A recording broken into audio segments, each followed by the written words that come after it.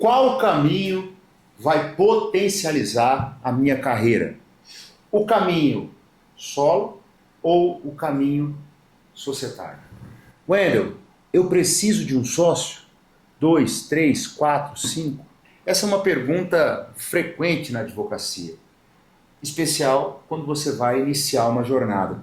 Muitas pessoas me questionam do porquê eu não tenho sócio no escritório, enfim, foi uma opção.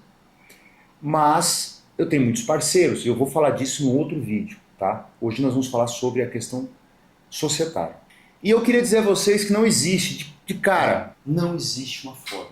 Agora, isso vai depender do seu propósito e do que você quer. Talvez eu poderia dizer, como muitos dizem, sozinho eu posso chegar mais rápido, em sociedade eu vou chegar mais longe. Para mim isso tudo é conversa fiada, não existe isso. Você pode chegar longe sozinho, longe com sócio, rápido com um, com outro, isso tudo é muito relativo. E o que me chama muito a atenção é que quando essas sociedades são formadas, não há uma cultura. E eu acho que aí é que está a chave que você precisa girar. Porque ao assumir uma sociedade, você está assumindo um relacionamento. Um relacionamento conjugal e até, olha só, às vezes você vai passar mais tempo com o seu sócio do que com a sua esposa, namorada, enfim. Então você precisa escolher bem esses sócios. Mas, sobretudo, você precisa de uma cultura, dos princípios, de um alinhamento.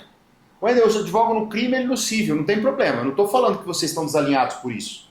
Vocês precisam alinhar essa cultura da empresa. Vocês precisam estar alinhados enquanto sócios. E um conselho fundamental. Crie, desde o início da sociedade, regras para dissolução. Pô, Anderson, você está falando que minha sociedade vai estar errada? Não. Eu estou falando que você precisa estar preparado.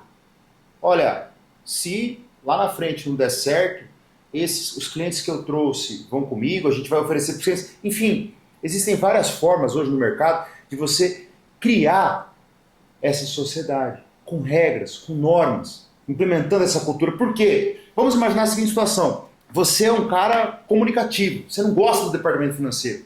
E o seu sócio já é um cara mais centrado, mais administrativo. Isso é muito comum na advocacia.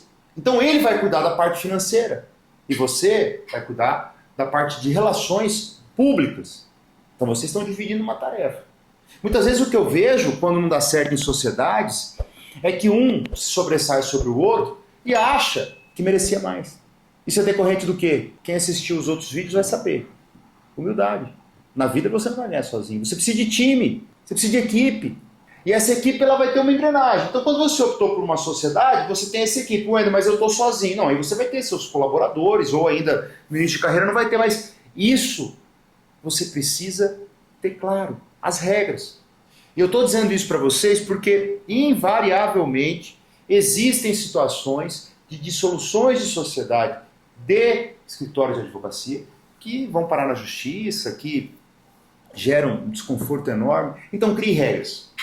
Porque você precisa pensar que em algum momento pode dar errado. E se tiverem as regras estipuladas, vocês vão seguir as regras. Quais as vantagens e desvantagens, vamos assim, por assim dizer?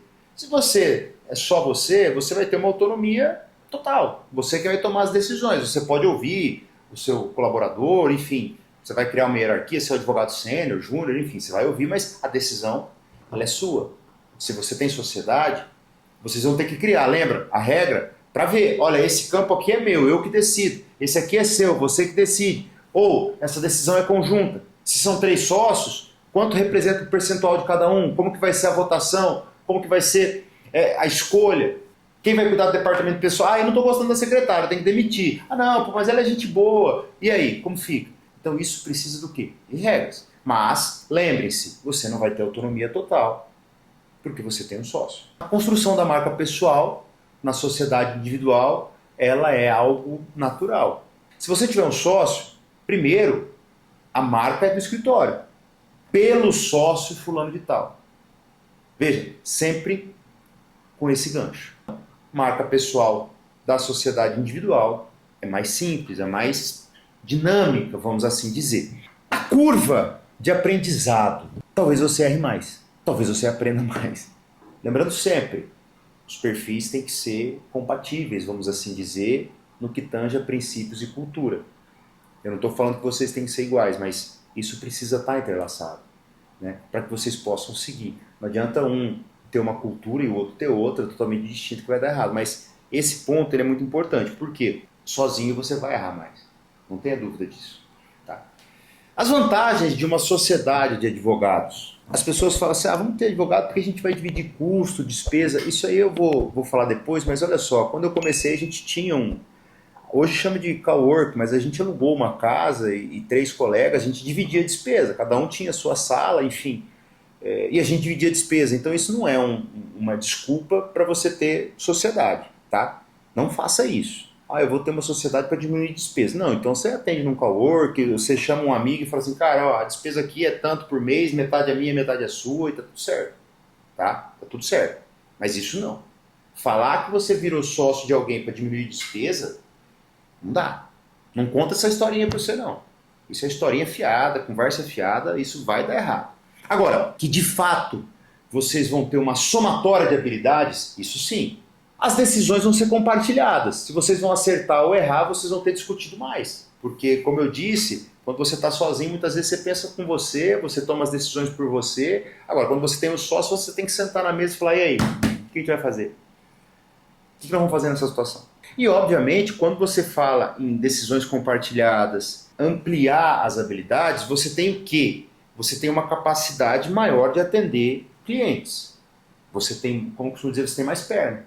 Você pode alcançar locais que você não alcançaria de forma isolada. O advogado, ele é muito personalíssimo. A depender da área que você atua, o cliente não vai querer falar com o Pedro, com o Manel, com o João. Ele vai querer falar com você. Por mais que aquele colaborador seu seja extremamente competente, ele vai querer a sua presença. E se você tem um sócio, muitas vezes você não podendo ir, não, o sócio está indo. Entende? Então isso também vai te dar mais resultados. Mas o que eu quero dizer para vocês, encerrando, é que hoje o direito está muito mais evoluído. Em que sentido? Antigamente, ou o advogado era sozinho ou era numa sociedade. Ponto. Hoje não. Hoje nós temos muito as parcerias. Eu quero falar disso num outro momento, mas isso também é uma espécie de sociedade para aquele caso com uma regra própria daquele processo. Sobre esse processo nós vamos discutir, você tem tanto, eu tenho tanto. E eu quero fazer um outro vídeo disso, porque eu vou trazer para vocês aqui, de forma técnica, vou tentar até falar com um colega tributarista para ver se ele me acompanha nisso, mas de forma técnica, uma nova resolução da Receita Federal sobre a questão da tributação em parcerias. Porque antigamente você tinha um cliente, quem emitia nota para ele, você tinha que emitir a nota aqui também, e isso gerava uma bitributação. Hoje não, a Receita resolveu isso este mês de setembro de 2025. Né? Então acho que é bem legal, vai ser um vídeo curto, eu prometo, mas esse vídeo vai ser muito importante para o futuro, onde você pode ter as parcerias e não ter nenhum tipo de problema fiscal com isso. Nós temos que, necessariamente, essa decisão ela é muito pessoal. Você vai ter prós e contras inúmeros. Mas isso é muito de sensibilidade. Eu me lembro que na faculdade, às vezes, se criam sociedades. Não, vamos formar, vamos ser sócios, tal, enfim. Isso é legal. Legal porque você já está projetando, já está mentalizando. Se não der certo com ele, vai dar com outro, mas você está mentalizando o sucesso. Isso é importante, mentalizar o sucesso. Mas sempre fique atento a isso.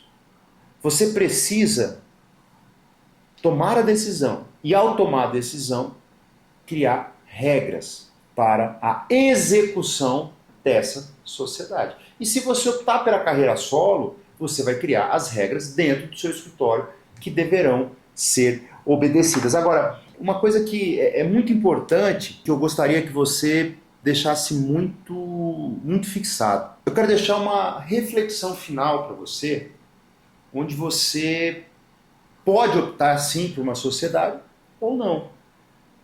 Mas você sempre deverá se perguntar se você vai estar dentro de uma zona de conforto naquela sociedade, e aí eu não estou falando que você tem que ficar confortável para não fazer e para não treinar, não é nada disso. Eu quero dizer que aquela sociedade te dá o conforto e a segurança de você sentar numa mesa e falar, olha, eu não gostei disso, vamos resolver isso aqui agora, e logo depois você está sorrindo, está conversando e está tudo bem. O que eu quero dizer com isso?